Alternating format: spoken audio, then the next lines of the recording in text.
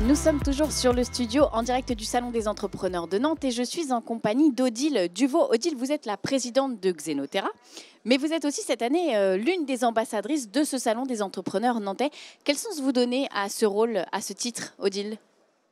Alors, titre, c'est peut-être un peu fort, mais en tout cas, à ce rôle, être ambassadeur d'un salon des entrepreneurs, pour moi, c'est promouvoir l'idée que l'entreprise, c'est quelque chose d'important dans un écosystème, dans un environnement économique.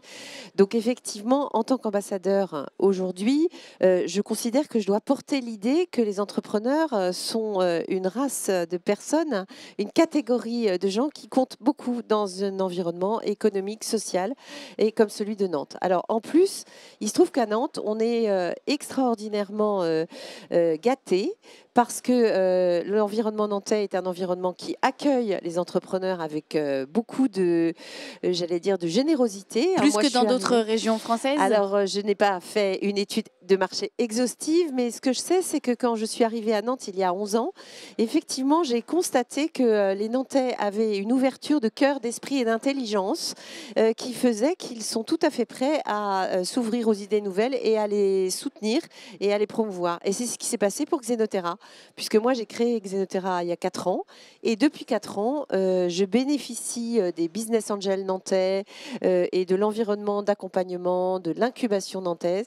Et tout ça se fait avec beaucoup de bonheur. Et je suis vraiment très, très, très, très touchée. Donc, entreprenez à Nantes, c'est une très bonne idée et c'est peut-être un peu plus facile qu'ailleurs. Vous êtes ici aussi parce que vous êtes monté sur scène pour une plénière sur le positive impact.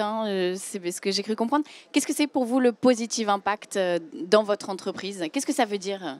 Alors, une entreprise qui a un impact positif, c'est une entreprise qui a décidé d'aller un petit peu plus loin. Comme dit Arnaud Le Gall, rédacteur en chef des Échos qui animait ce débat, l'idée c'est de dire que ce n'est pas que du business.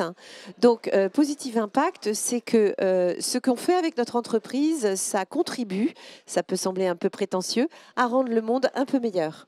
Donc, pour Xenotera, l'idée c'est, bien évidemment, c'est assez simple parce que nous on fait des nouveaux médicaments.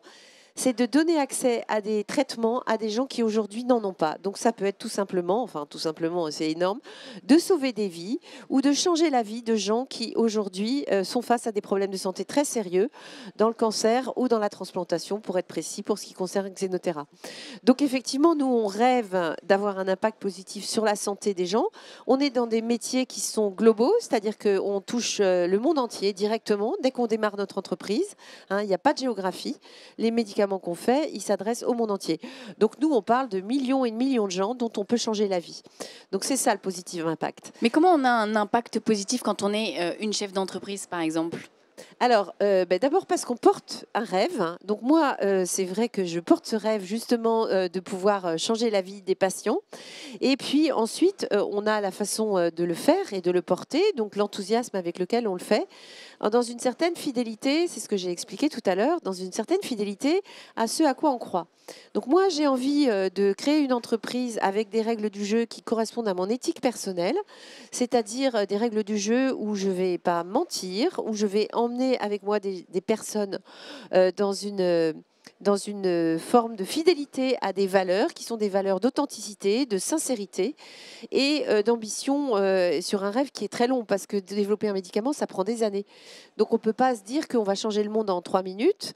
Donc ça veut dire qu'il faut aussi une forme de résilience et de persévérance dans la façon dont on va poursuivre nos rêves.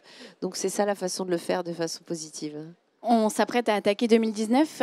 Comment vous allez changer le monde en 2019 avec Xenotera, Odile Duvaux ?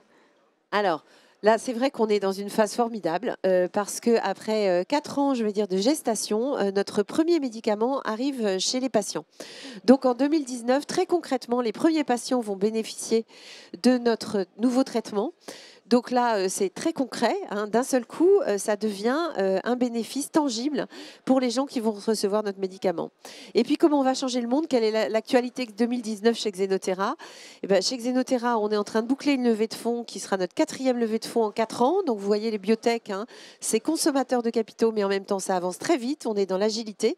Donc, on est en train de boucler une levée de fonds fin 2018. Et en 2019, on sait qu'on va faire une levée de fonds à l'échelon international, probablement avec des gens qui sont hors Europe pour accélérer notre développement et aller plus vite au lit des patients pour tous les médicaments qu'on a dans notre pipeline.